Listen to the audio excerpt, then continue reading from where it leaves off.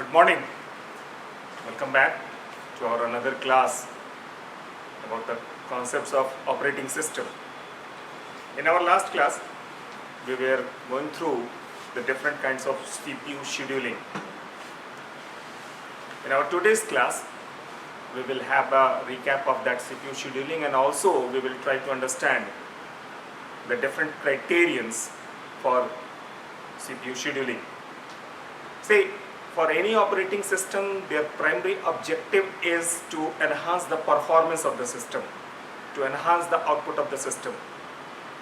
And for judging the performance of a system, it becomes very important to judge the performance of the CPU, the performance that is occurring due to different kinds of scheduling algorithms. So to understand this performance criterion of CPU scheduling, we will try to have some recap of that CPU scheduling. As you know, that in a multi-programming, multitasking, multi-processing environment, which is our current day phenomena, we are processing multiple jobs, multiple processes, multiple programs, multiple tasks simultaneously. And in a system where different kinds of jobs gets submitted simultaneously for their processing, we have to schedule them, we have to order them for their processing. And to schedule them, we use different kinds of algorithm. As you can remember, in our last classes, we have listed some of the important scheduling algorithms that could be used in different kinds of systems as per their need. We have listed that there are 5 important kinds of scheduling algorithms. One of the default kind of scheduling algorithm for any system is first come, first serve. This is the simplest one, first come, first serve. This is the simplest one, and it is it becomes a kind of a default algorithm. If you do not consider, or if you do not implement any particular kind of scheduling algorithm for your system, then by default this happens, that first come, first serve. The program, the job which arrives first or is submitted first to a system for its processing is scheduled to enter into the processor first, and accordingly it processes all that jobs. The second kind of scheduling algorithm, there are some disadvantages with this scheduling. See, any kind of scheduling algorithm, whether it is first come first serve, or it is shortest job first, or it is round robin, or it is priority based preemptive scheduling, whatever the scheduling algorithm you are using, you cannot say that a particular scheduling algorithm is a good or best, or it is a better. All the scheduling algorithms have their own advantages and their own disadvantages. It depends upon your need and the utilization of the system, how you are using your system, and what use of your system is. So every scheduling algorithm has their own advantages and disadvantages. Accordingly, this first come first serve has also some advantages. One of the primary advantage of this scheduling algorithm is that it is simple to implement, it is simple to create, and simple to maintain. It do not requires much hardware support also. It can be implemented in any system as its default algorithm. But the disadvantage, one of the most important disadvantage of this scheduling algorithm is that it do not take care of the actual turnaround time and waiting time and response time of for any submitted job. Suppose if a job is a bigger job and it is submitted earlier, then the other jobs, that is a shorter jobs but submitted later on, gets hampered due to this bigger job if it is submitted earlier, because that job takes too much time for completion of their processing, and the shorter jobs which requires a very short period of time gets hampered. They have to wait for a longer period, they get a response in a very later stage. So ultimately, if the queue becomes very large, that shorter jobs gets affected very badly. Their waiting time, their turnaround time, and their response time gets larger. Thus, to solve this kind of problem, we have another type of scheduling algorithm that is called shortest job first. In such scheduling algorithm, whatever the number of jobs is available in ready queue, this algorithm virtually scans that all jobs and estimates their processing time, and whatever the job A has the shortest processing time is scheduled first, and accordingly all other jobs are arranged.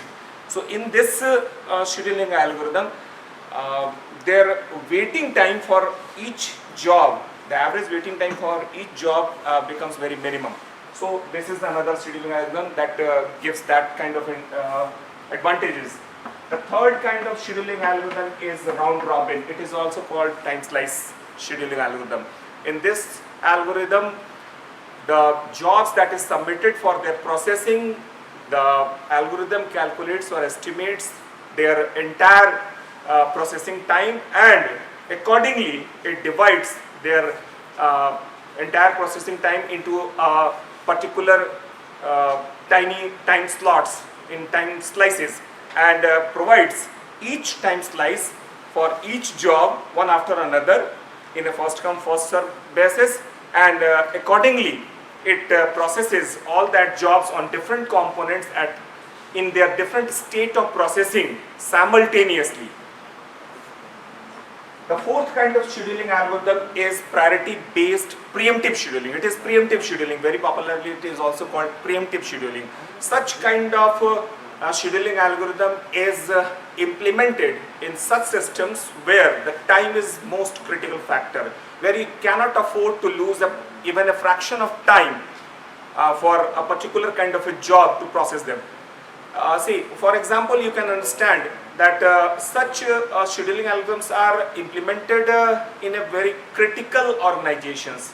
I mean to say that critical organization means in rocket technologies, in space explorations, sometimes in defense sectors also, where you cannot afford to lose even a fraction of time. If a higher priority job arrives, all other jobs that is currently under processing gets preempted.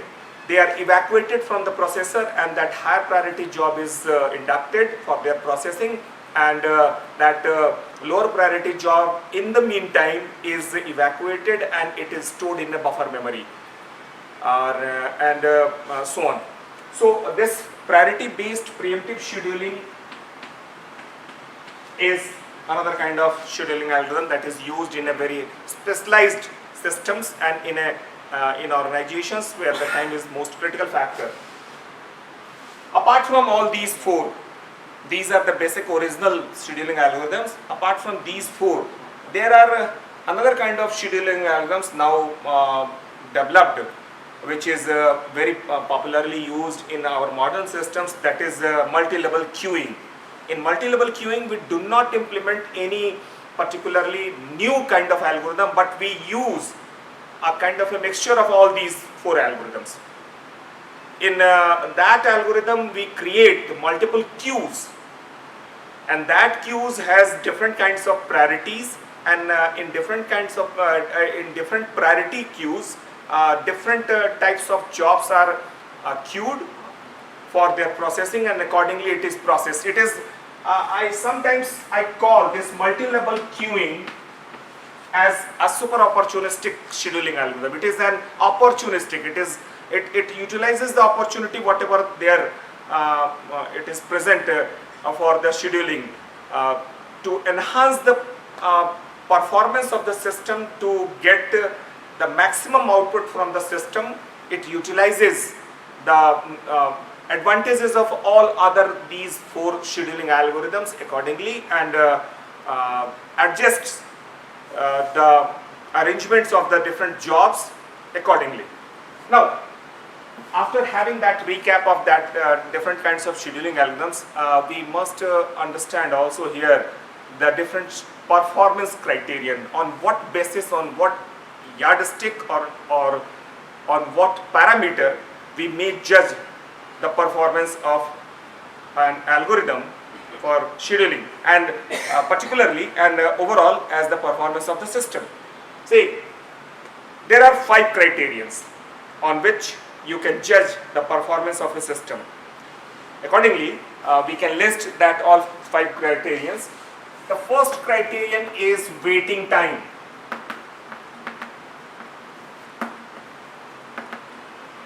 See, this waiting time is that time which elapsed from the time of submission of the job to the system till the job gets that particular resource which it needs for its processing onwards.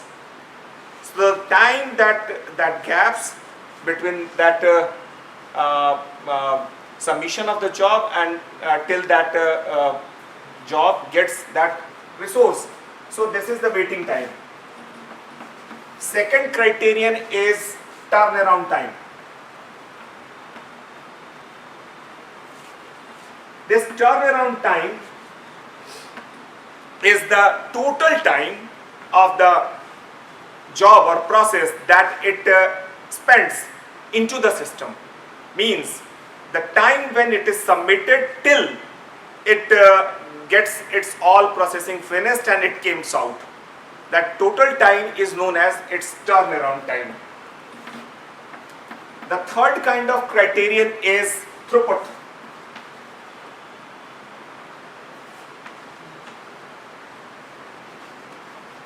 The throughput should be maximum.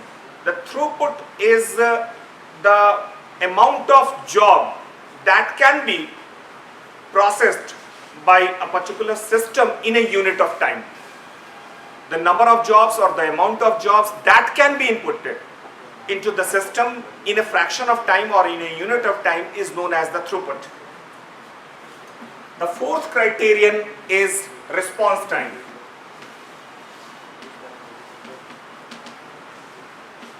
This response time is the time that is calculated according to the response of the system. Means the response time can be explained as you do in your Unix environment. You put your commands and then system processes that command accordingly.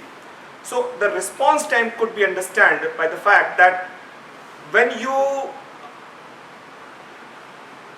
enter the last character of your command, and from the time when you enter the last character of your command till the system presents its first output or first response, that fraction of time is known as response time. The fifth criterion is CPU utilization.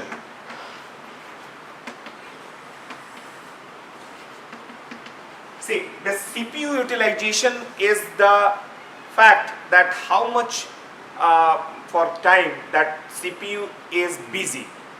If your CPU is not idle or idle for a longer period, it could be called as a busy one. If your CPU is always faster than the other components of your system, so it processes or it completes its share of job very rapidly. So in that process, for a simple system, it happens that most of the time your CPU remains idle. So to minimize that idleness of your CPU, we have to understand this point that the CPU utilizations should be maximum. See, all these performance criterion has the different yardstick. Your waiting time should be minimum if the performance of your system has to be better. Your turnaround time should be minimum. Your response time should be minimum. But your throughput must be maximum, and your CPU utilization should also be maximum.